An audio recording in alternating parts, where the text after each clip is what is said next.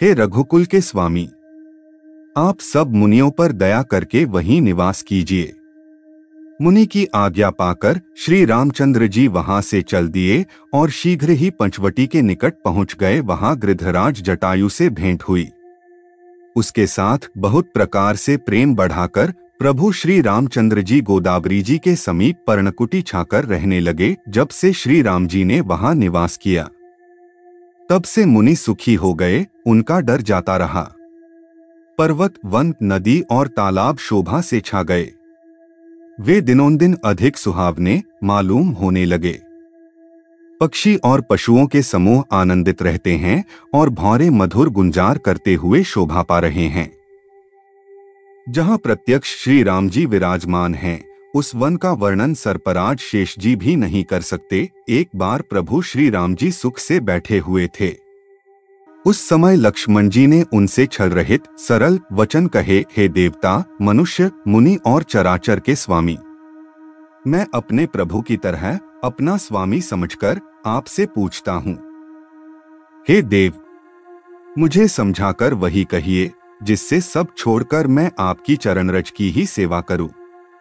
ज्ञान, वैराग्य और माया का वर्णन कीजिए और उस भक्ति को कहिए जिसके कारण आप दया करते हैं। हे प्रभु, ईश्वर और जीव का भेद भी सब समझाकर कहिए जिससे आपके चरणों में मेरी प्रीति हो और शोक, मोह तथा भ्रम नष्ट हो जाएं। श्री राम जी ने कहा, हे तात, मैं थोड़े ही में सब समझाकर कहे देता हूँ। तुम मन, चित्त और बुद्धि लगाकर सुनो। मैं और मेरा, तू और तेरा, यही माया है जिसने समस्त जीवों को वश में कर रखा है। इंद्रियों के विषयों को और जहां तक मन जाता है, हे भाई, उन सबको माया जानना। उसके भी एक विद्या और दूसरी अविद्या, इन दोनों भेदों को तुम सुनो। एक अविद्या दुष्ट, दोषयुक्त है और अत्यंत दुःखरूप है, जिसके वश होकर जीव संसार रूपी कुएं में पड़ा हुआ है। और एक विद्या जिसके वश में गुण है और जो जगत की रचना करती है, वह प्रभु से ही प्रेरित होती है, उसके अपना बल कुछ भी नहीं है। ज्ञान वह है जहाँ जिसमें मान आदि एक भी दोष नहीं है और जो सबसे समान रूप से ब्रह्मा को देखता है। हे तात, उसी को परम वैराग्यवान कहना चाहिए जो सारी सिद्धियों को और तीनों गुणों को तिनके के समान त्याग चुका हो, जो माया को, ईश्वर को और अपने स्वरूप को नहीं जानता, उसे जीव कहना चाहिए। जो कर्मानुसार बंधन और मोक्ष देने वाला, सबसे परे और माया का प्रेरक है, वह ईश्वर है। धर्म के आचरण से वैराग्य और योग से ज्ञान होता है तथा ज्ञान मोक्ष का देने वाला है, ऐसा वेदों ने वर्णन किया है। और हे भाई, जिससे मैं शीघ्र ही प्रसन्न होता हूँ, वह मेरी भक्ति है जो भक्तों को सुख देने वाली है। वह भक्ति स्वतंत्र है, उसको ज्ञान विज्ञान आदि किसी दूसरे साधन का सहारा अपेक्षा नहीं है। ज्ञान और विज्ञान तो उसके अधीन हैं। हे तात, भक्ति अनुपम एवं सुख की मूल है और वह तभी मिलती है जब संत अनुकूल प्रसन्न होते हैं। इसका फल फिर विषयों से वैराग्य होगा। तब वैराग्य होने पर मेरे धर्म, भागवत धर्म में प्रेम उत्पन्न होगा। तब श्रवण आदि 9 प्रकार की भक्तियां दृढ़ होंगी और मन में मेरी लीलाओं के प्रति अत्यंत प्रेम होगा, जिसका संतों के चरण कमलों में अत्यंत प्रेम हो। मन, वचन और कर्म से भजन का दृढ़ नियम हो और जो मुझको ही गुरु, पिता, माता, भाई, पति और देवता सब कुछ जाने और सेवा में दृढ़ हो। मेरा गुण गाते समय जिसका शरीर पुलकित हो जाए, वाणी गदगद हो जाए और नेत्रों से प्रेमाश्रुओं का जल बहने लगे और काम, मद और दंभ आदि जिसमें न हो, हे भाई, मैं सदा उसके वश में रहता हूँ। जिनको कर्म, वचन और मन से मेरी ही गति है और जो निष्काम भाव से मेरा भजन करते हैं, उनके हृदय कमल में मैं सदा विश्राम किया करता हूँ। इस भक्ति योग को सुनकर लक्ष्मण जी ने अत्यंत सुख पाया और उन्होंने प्रभु श्री रामचंद्र जी के चरणों में सिर नवाया। इस प्रकार वैराग्य, ज्ञान, गुण और नीति कहते हुए कुछ दिन बीत गए। शूर्पणखा नामक रावण की एक बहन थी जो नागिन के समान भयानक और दुष्ट हृदय की थी। वह एक बार पंचवटी में गई और दोनों राजकुमारों को देखकर विकल काम से पीड़ित हो गई। काकभूषुंडी जी कहते हैं, हे गरुड़ जी, शूर्पणखा जैसी राक्षसी, धर्मज्ञान शून्य कामांध स्त्री मनोहर पुरुष को देखकर चाहे वह भाई, पिता, पुत्र ही हो, विकल हो जाती है और मन को नहीं रोक सकती। जैसे सूर्यकांतमनी सूर्य को देखकर द्रवित हो जाती है, ज्वाला से पिघल जाती है। वह सुंदर रूप धरकर प्रभु के पास जाकर और बहुत मुस्कुराकर वचन बोली, न तो तुम्हारे समान कोई पुरुष है, न मेरे समान स्त्री। विधाता ने यह संयोग जोड़ा, बहुत विचार कर रचा है। मेरे योग्य पुरुष वर जगत भर में नहीं है। मैंने तीनों लोकों को खोज देखा, इसी से मैं अब तक कुमारी अविवाहित रही। अब तुमको देखकर कुछ मन माना है। सीता जी की ओर देखकर प्रभु श्री राम जी ने यह बात कही कि मेरा छोटा भाई कुमार है। तब वह लक्ष्मण जी के पास गई। लक्ष्मण जी ने उसे शत्रु की बहन समझकर और प्रभु की ओर देखकर कोमल वाणी से बोले, हे सुंदरी, सुन, मैं तो उनका दास हूं, मैं पराधीन हूं, आथ तुम्हें सुभीता सुख न होगा। प्रभु समर्थ हैं, कौशलपुर के राजा है, वे जो कुछ करें उन्हें सब फपता है। सेवक सुख चाहे, भिखारी सम्मान चाहे, व्यसनी जिसे जुए शराब आदि का व्यसन हो, धन और व्यभिचारी शुभ गति चाहे, लोभी यश चाहे और अभिमानी चारों फल अर्थ धर्म काम मोक्ष चाहे, तो ये सब प्राणी आकाश को दुहकर दूध लेना चाहते हैं, अर्थात असंभव बात को संभव करना चाहते हैं। वह लौटकर फिर श्री राम जी के पास आई। प्रभु ने उसे फिर लक्ष्मण जी के पास भेज दिया। लक्ष्मण जी ने कहा, तुम्हें वही वरेगा जो लज्जा को तृण तोड़कर अर्थात प्रतिज्ञा करके त्याग देगा, अर्थात जो निपट निर्लज्ज होगा। तब वह खिसियाई हुई क्रुद्ध होकर श्री राम जी के पास गई और उसने अपना भयंकर रूप प्रकट किया। सीता जी को भयभीत देखकर श्री रघुनाथ जी ने लक्ष्मण को इशारा देकर कहा। लक्ष्मण जी ने बड़ी फुर्ती से उसको बिना नाक कान की कर दिया, मानो उसके हाथ रावण को चुनौती दी हो। बिना नाक कान के वह विकराल हो गई। उसके शरीर से रक्त इस प्रकार बहने लगा मानो काले पर्वत से गेरू की धारा बह रही हो। वह विलाप करती हुई खरदूषण के पास गई और बोली, हे भाई, तुम्हारे पौरुष वीरता को धिक्कार है, तुम्हारे बल को धिक्कार है। उन्होंने पूछा। तब शूर्पणखा ने सब समझाकर कहा। सब सुनकर राक्षसों ने सेना तैयार की। राक्षस समूह झुंड के झुंड दौड़े, मानो पंखधारी काजल के पर्वतों का झुंड हो। वे अनेकों प्रकार की सवारियों पर चढ़े हुए तथा अनेकों आकार सूरतों के हैं। वे अपार हैं और अनेकों प्रकार के असंख्य भयानक हथियार धारण किए हुए हैं। उन्होंने नाक कान कटी हुई अमंगल रूपिणी शूर्पणखा को आगे कर लिया। अनगिनत भयंकर अशकुन हो रहे हैं, परंतु मृत्यु के वश होने के कारण वे सब के सब उनको कुछ गिनते ही नहीं। गरजते हैं, ललकारते हैं और आकाश में उड़ते हैं। सेना देखकर योद्धा लोग बहुत ही हर्षित होते हैं। कोई कहता है, दोनों भाइयों को जीता ही पकड़ लो, पकड़कर मार डालो और स्त्री को छीन लो। आकाशमंडल धूल से भर गया। तब श्री राम जी ने लक्ष्मण जी को बुलाकर उनसे कहा, राक्षसों की भयानक सेना आ गई है। जानकी जी को लेकर तुम पर्वत की कंदरा में चले जाओ, सावधान रहना। प्रभु श्री रामचंद्र जी के वचन सुनकर लक्ष्मण जी हाथ में धनुष बाण लिए श्री सीता जी सहित चले। शत्रुओं की सेना समीप चली आई है, यह देखकर श्री राम जी ने हंसकर कठिन धनुष को चढ़ाया। कठिन धनुष चढ़ाकर सिर पर जटा का जूड़ा बांधते हुए प्रभु कैसे शोभित हो रहे हैं, जैसे मरकतमणि पन्ने के पर्वत पर करोड़ों बिजलियों से दो सांप लड़ रहे हों। कमर में तरकस कसकर, विशाल भुजाओं में धनुष लेकर और बाण सुधारकर प्रभु श्री रामचंद्र जी राक्षसों की ओर देख रहे हैं। मानो मतवाले हाथियों के समूह को आता देखकर सिंह उनकी ओर ताक रहा हो।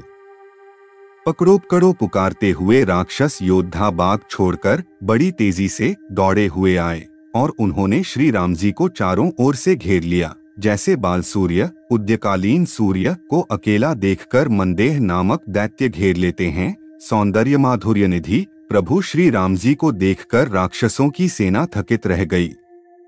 वे उन पर बाण नहीं छोड़ सके। मंत्री को बुलाकर खरदूषण ने कहा, यह राजकुमार कोई मनुष्यों का भूषण है।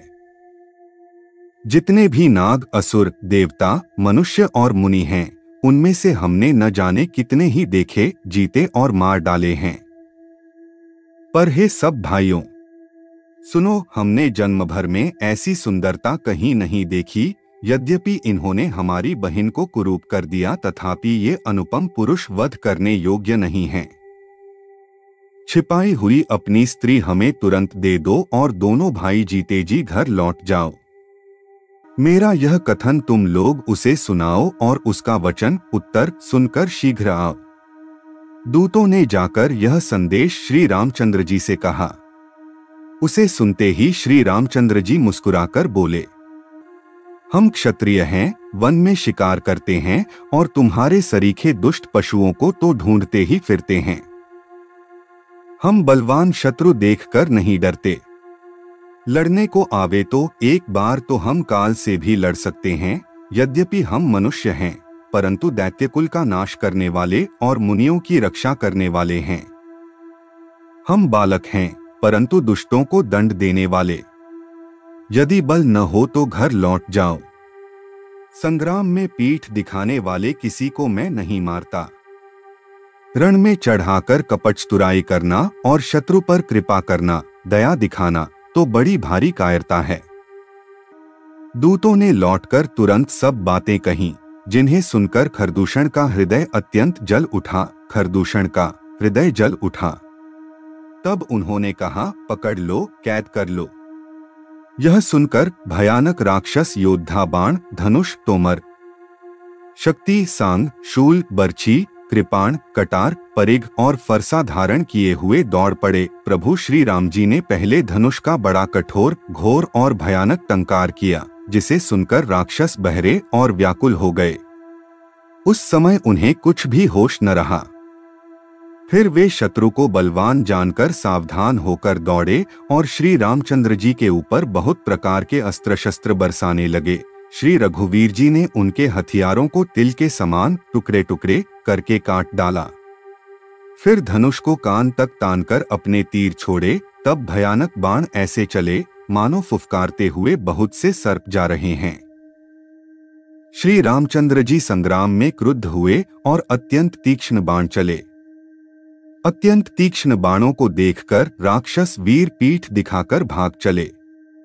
तब खरदूषण और त्रिशिरा तीनों भाई क्रुद्ध होकर बोले, जो रण से भाग कर जाएगा उसका हम अपने हाथों वध करेंगे।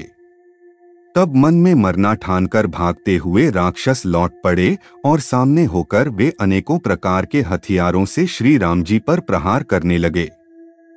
शत्रु को अत्यंत कुपित जानकर प्रभु ने धनुष पर बाण चढ़ाकर बहुत से बाण छोड़े, जिनसे भयानक राक्षस कटने लगे। उनकी छाती, सिर, भुजा, हाथ और पैर जहां तहां पृथ्वी पर गिरने लगे। बाण लगते ही वे हाथी की तरह चिंघाड़ते हैं। उनके पहाड़ के समान धड़ कट कट कर गिर रहे हैं। योद्धाओं के शरीर कटकर सैकड़ों टुकड़े हो जाते हैं। वे फिर माया करके उठ खड़े होते हैं। आकाश में बहुत सी भुजाएं और सिर उड़ रहे हैं तथा बिना सिर के धड़ दौड़ रहे हैं। चील या क्रौंच, कौए आदि पक्षी और सियार कठोर और भयंकर कटकट शब्द कर रहे हैं। सियार कटकटाते हैं, भूत प्रेत और पिशाच खोपड़ियां बटोर रहे हैं अथवा खप्पर भर रहे हैं। वीर वैताल खोपड़ियों पर ताल दे रहे हैं और योगिनियां नाच रही हैं। श्री रघुवीर के प्रचंड बाण योद्धाओं के वक्षस्थल, भुजा और सिरों के टुकड़े टुकड़े कर डालते हैं। उनके धड़ जहां तहां गिर पड़ते हैं, फिर उठते और लड़ते हैं और पकड़ो पकड़ो का भयंकर शब्द करते हैं। अंतड़ियों के एक छोर को पकड़कर गीध उड़ते हैं और उन्हीं का दूसरा छोर हाथ से पकड़कर पिशाच दौड़ते हैं। ऐसा मालूम होता है मानो संग्राम रूपी नगर के निवासी बहुत से बालक पतंग उड़ा रहे हों। अनेकों योद्धा मारे और पछाड़े गए बहुत से, जिनके हृदय विदीर्ण हो गए हैं, पड़े कराह रहे हैं। अपनी सेना को व्याकुल देखकर त्रिशिरा और खरदूषण आदि योद्धा श्री राम जी की ओर मुड़े। अनगिनत राक्षस क्रोध करके बाण, शक्ति, तोमर, फरसा, शूल और कृपाण एक ही बार में श्री रघुवीर पर छोड़ने लगे। प्रभु ने पल भर में शत्रुओं के बाणों को काटकर, ललकार कर उन पर अपने बाण छोड़े। सब राक्षस सेनापतियों के हृदय में 10-10 बाण मारे। योद्धा पृथ्वी पर गिर पड़ते हैं, फिर उठकर भिड़ते हैं, मरते नहीं, बहुत प्रकार की अतिशय माया रचते हैं। देवता यह देखकर डरते हैं कि प्रेत राक्षस 14,000 हैं और अयोध्यानाथ श्री राम जी अकेले हैं। देवता और मुनियों को भयभीत देखकर माया के स्वामी प्रभु ने एक बड़ा कौतुक किया, जिससे शत्रुओं की सेना एक दूसरे को राम रूप देखने लगी और आपस में ही युद्ध करके लड़ मरी। सब राम राम कहकर शरीर छोड़ते हैं और निर्वाण मोक्ष पद पाते हैं। कृपानिधान श्री राम जी ने यह उपाय करके क्षण भर में शत्रुओं को मार डाला। देवता हर्षित होकर फूल बरसाते हैं, आकाश में नगाड़े बज रहे हैं। फिर वे सब स्तुति कर करके अनेकों विमानों पर सुशोभित हुए चले गए। जब श्री रघुनाथ जी ने युद्ध में शत्रुओं को जीत लिया तथा देवता, मनुष्य और मुनि सबके भय नष्ट हो गए, तब लक्ष्मण जी सीता जी को ले आए। चरणों में पड़ते हुए उनको प्रभु ने प्रसन्नतापूर्वक उठाकर हृदय से लगा लिया। सीता जी श्री राम जी के श्याम और कोमल शरीर को परम प्रेम के साथ देख रही हैं, नेत्र अघाते नहीं हैं। इस प्रकार पंचवटी में बसकर श्री रघुनाथ जी देवताओं और मुनियों को सुख देने वाले चरित्र करने लगे। खरदूषण का विध्वंस देखकर शूर्पणखा ने जाकर रावण को भड़काया। वह बड़ा क्रोध करके वचन बोली, तूने देश और खजाने की सुधि ही भुला दी।